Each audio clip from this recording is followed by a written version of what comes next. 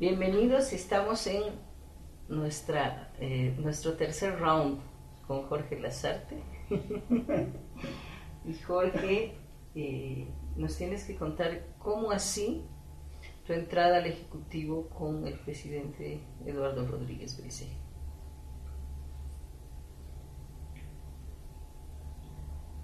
Apareció en primer lugar como una suerte de deuda personal, ¿no?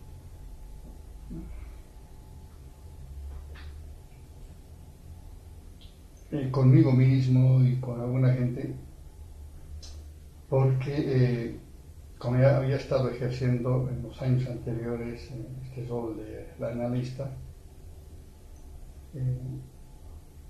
se me ha dicho en muchas oportunidades que es muy fácil, ¿no? Decir lo que los otros deben hacer mientras uno no lo haga. Te O no lo hace. comprendo muy bien en ese sentido. Me lo han dicho también. ¿No? Entonces, y no es que no haya una buena razón para decirlo, porque en muchos casos eso es así, ¿no? Siempre es más fácil decirles a los otros lo que tienen que hacer lo que uno no hace, ¿no? Yo recuerdo y recordaba en ese entonces una frase de Kissinger que leí hace algunos años en ese libro, La diplomacia. Creo que en la presentación nos decía la diferencia entre el analista y el hombre de acción, ¿no? Es que el analista puede decir muchas cosas, equivocarse todo el tiempo y no pasa nada. Y después él mismo olvidarse de sus equívocos. Mientras que el hombre de acción, cuando incurre en errores, eso afecta a los demás, ¿eh? Y no le perdonan y eso tiene su costo. Entonces, efectivamente, eso es así. Pero claro, ¿no? Eso no dejaba de causarme cierta molestia, porque yo había tenido ya la experiencia pasada de estar en el campo de la acción. Y me parecía injusto, y por tanto había, ¿no? un reto de demostrar a los que opinaban de ese modo que a veces es una opinión no siempre bien intencionada.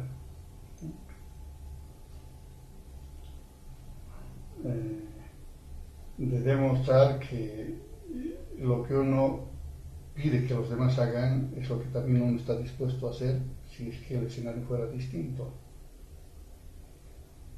Y quizá una de las, ¿no? De estas últimas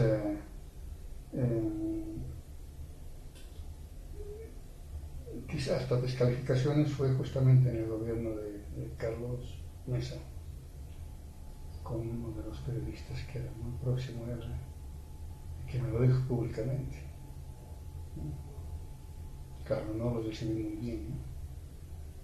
Pero dije, bueno, si acaso, ¿no? Hubiera una oportunidad, ¿no? Tendría que hacerlo. Bueno. Y con eso estaba vinculado efectivamente, ¿no?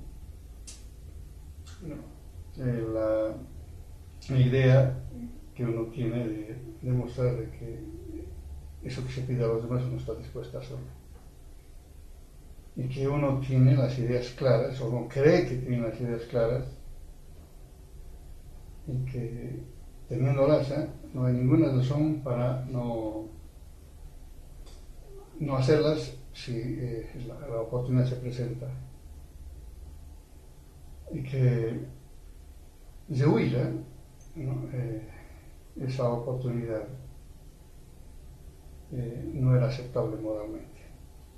Cuando me llamaron de Palacio y me dijeron que quería hablar conmigo Eduardo, presidente de la República, yo me dije que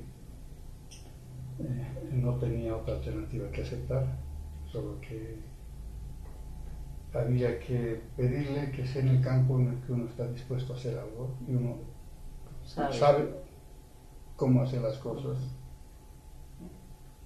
Entonces,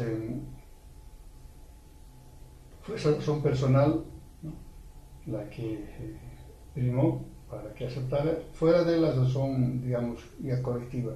El país andaba muy mal.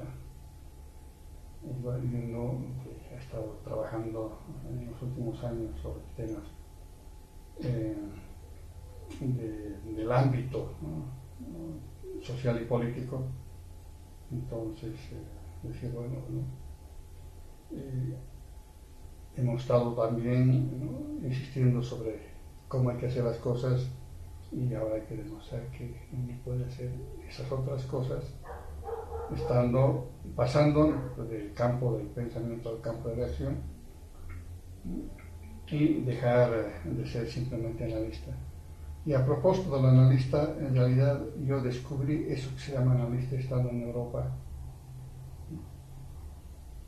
porque lo que yo había hecho antes de viajar, estando en Bolivia, durante todos esos años en la universidad, fue más bien el oficio del hombre panfletario. Si podía yo ponerme a escribir muy rápidamente y hacer un manifiesto.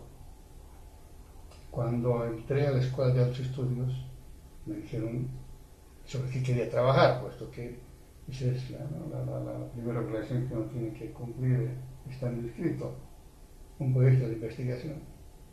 Entonces me puse a redactar y se lo entregué al profesor, y el profesor leyó y me dijo, pero esto no es un trabajo de investigación, es un ensayo. Claro, porque tenía estilo bien panfletario, ¿no?, que es lo que produjo el país durante el siglo XIX y siglo XX. Entonces fue en ese momento que dije, ¿cuál será la diferencia entre una cosa y la otra? Y empecé a cada vez más inquietarme por averiguar, y con el tiempo me hice después una idea muy clara de lo que significaba ser analista e investigar, que ser simplemente, ¿no?, hombre que trabaja, en el mejor de los casos, elaborando ensayos, pero siguiendo la vieja tradición panfletaria del país, que es la que siguieron también muchos intelectuales de mucha valía en el pasado, ¿no? Arguedas, a pesar de haber investigado, el propio Tamayo, escribían panfletos, ¿no? Bueno, no es que todo lo que escribieron fuera eso, pero ese era el estilo, ¿no? Entonces, cuando vine a Bolivia, sabía lo que más o menos debía hacer, y claro, hubo un momento en el que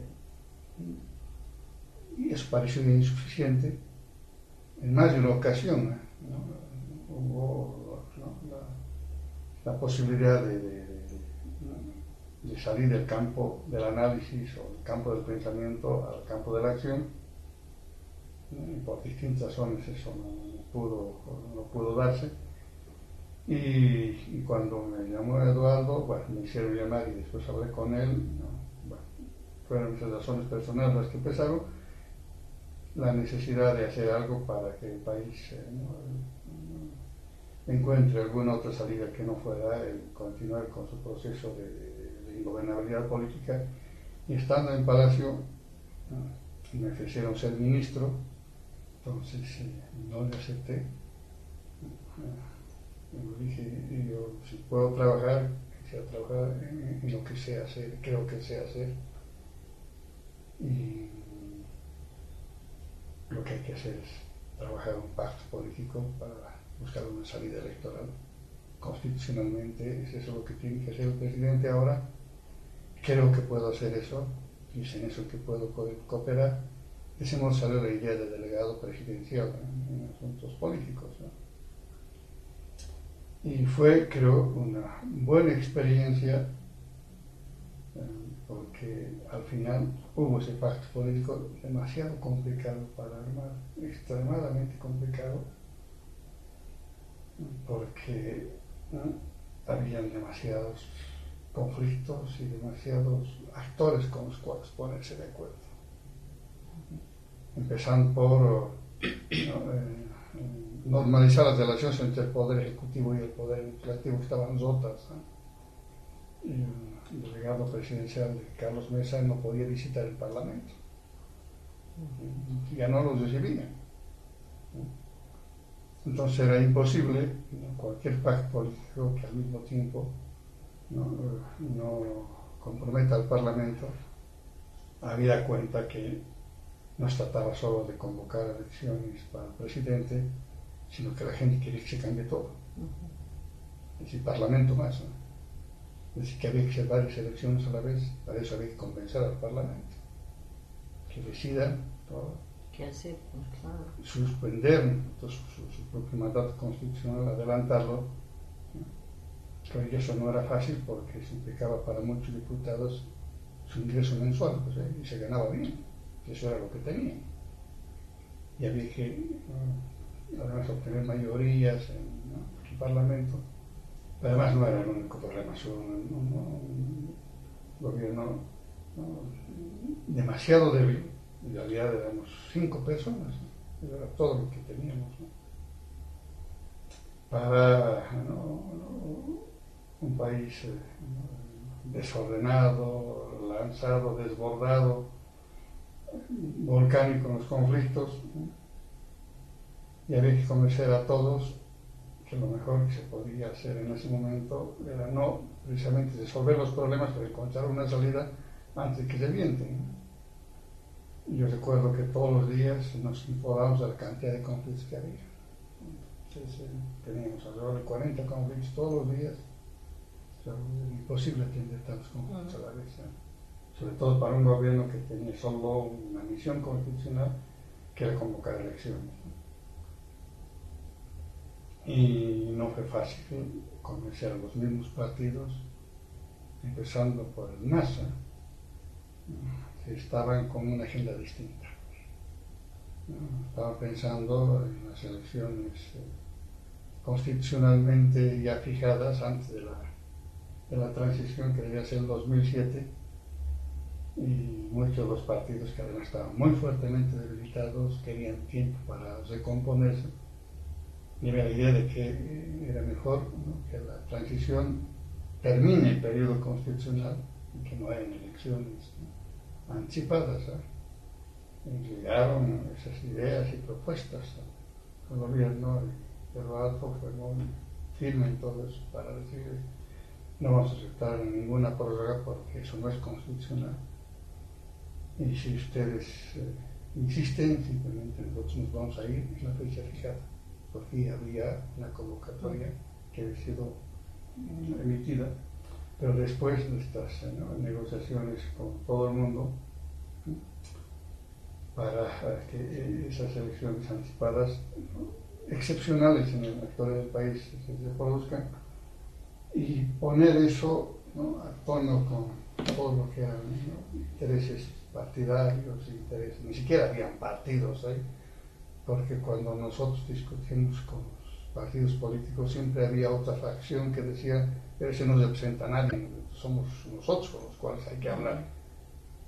Y esto también pasaba en el Parlamento, entre el jefe de la brigada, ¿no?, que oficialmente debía comprometer la opinión de su partido, pero había otros grupos del mismo partido que querían también formar parte, ¿no?, de las negociaciones políticas. Entonces eran negociaciones inacabables, pues, ¿no? Se vino en ese momento el tema de la redistribución de escaños, que y era uno de esos cosa, grandes problemas, uno de los últimos, porque ya había sido emitida la convocatoria, se habían aprobado ya leyes en el Parlamento, incluyendo, ¿no?, una interpretación no muy ortodoxa de la propia Constitución, que permita no solamente elección presidencial, sino elección, ¿no?, parlamentaria a la vez, ¿no? Tuvo que hacerse una interpretación no muy ortodoxa, pero que fue recogida, ¿no? Había más de cerca de una docena, no sé si un poco más, de demandas ante el Tribunal Constitucional contra las decisiones que tomábamos, ¿no? Felizmente el Tribunal Constitucional fue validando, ¿no?, una decisión tras otra, ¿no?, y creo que puede ser útil, ¿no? Estudiar esa jurisprudencia, ¿no? De situaciones excepcionales, ¿no? Donde ciertos principios del derecho cuentan, ¿no? Exactamente. Solo que, claro, los principios de derecho no pueden ser alegados todo el tiempo, pues, ¿no? Ni de mala fe, pero probablemente en ese entonces era la situación esa. ¿No? Compaginar, ¿no? Agendas, como se llamaba, la agenda de Oriente, la agenda del Occidente, la Asamblea Constituyente, con la elección de prefectos, ¿no? A los que les interesaba la Asamblea Constituyente no necesariamente les importaba la elección de prefectos, o a la inversa. El Oriente no tenía ninguna intención por la Asamblea Constituyente, pero quería prefectos. Y había que ponerse de acuerdo a unos con otros, ¿verdad? Entonces hemos tenido que hablar con todos, incluyendo visitas al cardenal, a la iglesia, pidiendo apoyo a los medios de comunicación, hablar con, ¿no? los comités cívicos, las juntas vecinales, ¿no? Entonces, claro, y uno de esos últimos problemas fue la redistribución de escaños, cuando ya estaba el proceso lanzado, que debió haberse hecho en los años anteriores, pero que no quisieron hacerlo, ¿no? Y postergaron, hasta que, ¿no? Cuando se convocó elecciones para diciembre, Santa Cruz decidió exigir, ¿no? Más escaños, ¿no? Digamos, era parte del precio en Santa Cruz, en el Comité Cívico, para apoyar la salida electoral y para apoyar la convocatoria de la Asamblea Constituyente. Entonces, y ellos, por lo menos en el discurso, eran inflexibles, ¿no? Decían 4, porque efectivamente 4 les correspondía. Sí. El problema era que no sabía de dónde sacar a los 4 que les correspondían. Entonces, como la Constitución de 630, entonces era inevitable que unos ganen lo que otros pierdan. Que alguien tenía que perder.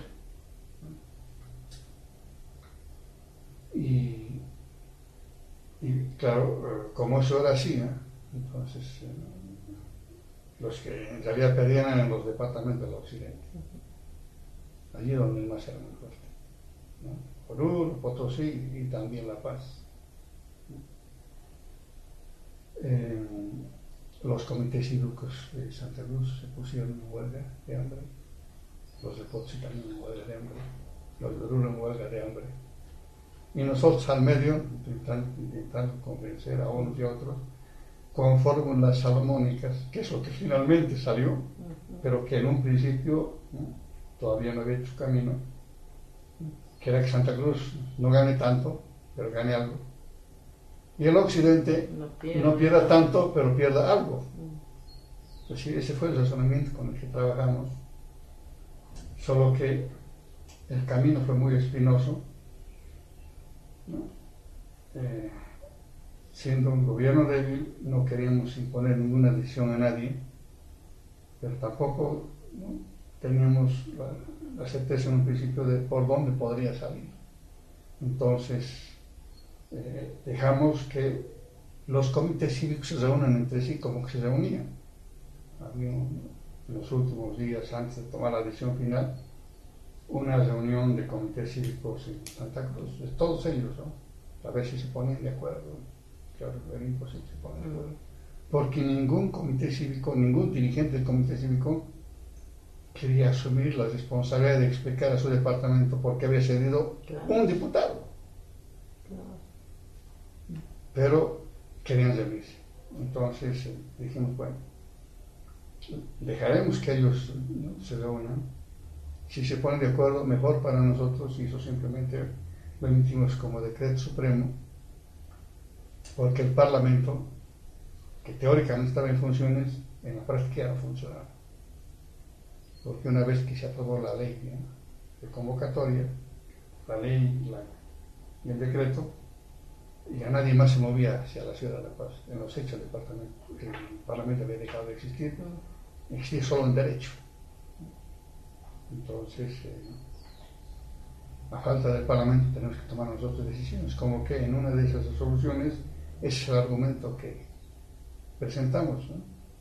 Para justificar de por qué Lo estamos haciendo vía decreto cuando tiene que hacerse vía ley. Claro. En finalidad, la distribución de diputados solo puede hacerse vía ley, no por decreto. Pero que estamos dispuestos a apoyar con un decreto si ellos se ponían de acuerdo. Y yo recuerdo que teníamos el decreto listo. Y contábamos con que no iban a ponerse de acuerdo, que eso iba a fracasar y que en ese momento apareceríamos nosotros diciendo no se han puesto de acuerdo, no podemos aceptar que se bloquee el proceso electoral, pero como tampoco queríamos asumir solos la responsabilidad porque no teníamos ninguna fuerza para sostener desde afuera un decreto, conversábamos con Tuto Quiroga, bueno, en realidad con los líderes políticos, pero sobre todo con Tuto Quiroga, con Samuel y con Evo Morales, para que ellos se comprometan a salir con nosotros, juntamente con el presidente, a apoyar el decreto supremo. De tal modo que si hay protestas, estas puedan ser más o menos atenuadas, ya que hay apoyo de los principales jefes políticos, y que la presencia de Evo Morales era para que la gente más no se desborde, y la presencia de Tuto y sobre todo de Tuto, pero también de Samuela, para que el Oriente de algún modo crea que eso era lo que había que hacer, puesto que Tuto está presente ahí. La cuestión era que los dos estén dispuestos a estar juntos y no quieren estar juntos. Es decir, Samuel y Tuto. No, Tuto y él. Sí, sobre todo. Hasta el final, casi hasta el final, creo que no iba a salir con el Tuto. Pero lo convencimos de que en última instancia lo haría, porque si no lo hacía, el riesgo era de que su propia gente saliera a las calles. Pero además, como en la distribución que nosotros proponíamos, perdía la paz. Entonces, no queríamos que de este lado se les cuelgue la gente pidiendo la cabeza del presidente. Entonces, si necesitábamos el apoyo de Evo Morales aceptado, aunque después no hubo necesidad de que eso ocurriera, porque estábamos nosotros en Palacio esperando la decisión de esta reunión nacional de comités cívicos, y desde Santa Cruz me llamaron, porque yo era en contacto con toda esta gente, diciéndome: sáquenlo más el decreto, esto no funciona, sáquenlo. Nosotros vamos a protestar, pero nos callamos después. Saquen el decreto dándonos 2, no los 4. Pero estaban en con 2. Y faltaba 1. Y el problema era saber quién perdía ese 1. Porque ya uno se había restado a la paz, faltaba otro. Será o Potosí, Oruro o también La Paz. Solo que los ororeños no estaban dispuestos a aceptar nada, los potosinos tampoco. Había que pensar en La Paz, pero no estaban dispuestos a asumir ese riesgo. Y yo lo llamé a Evo Morales esa noche. Y le dije: Evo, ya está todo listo, han fracasado los comités cívicos, algunos tenemos el decreto ya listo, pero queremos saber a quién le estamos, ¿no? Ese diputado que falta, no nos faltaban, ya había 2, ¿no? Porque uno es, no, pues sí, a ver, efectivamente faltaba uno, el problema era saber si perdía La Paz o perdía Cochabamba, así era la cosa. O sea, Cochabamba le quitábamos 1 para que no sean 2 a La Paz, ¿no? O era La Paz 2 y Cochabamba se quedaba con el número que tenía, pero estaba excluido la posibilidad de que pierdan Oruro y Potosí, porque ya estaban perdiendo los 2 que iban en favor de Santa Cruz. Y yo recuerdo que le dije a Evo Morales: tú tienes que decidir si es Cochabamba o La Paz. Y me dijo que pierda La Paz. ¿Para qué no pierda Cochabamba? Entonces le dije: bueno, así va a ser la cosa. Va a perder 2 La Paz. Y en cuanto él decidió eso, hablé con la gente de MICEM, con Juan del Granado, y le dije que nos van a apoyar, ¿no? Si hay alguna movilización de este lado. Porque los dos a Santa Cruz van a salir de La Paz. Y entonces nos dijeron, de acuerdo, vamos a apoyar. Y así salió el decreto. Solo que lo curioso en todo este proceso es que cuando nosotros propusimos en un principio una distribución donde La Paz no pedía 2 sino 1, La Paz se opuso. No quería perder nada. Pero al final terminó perdiendo 2.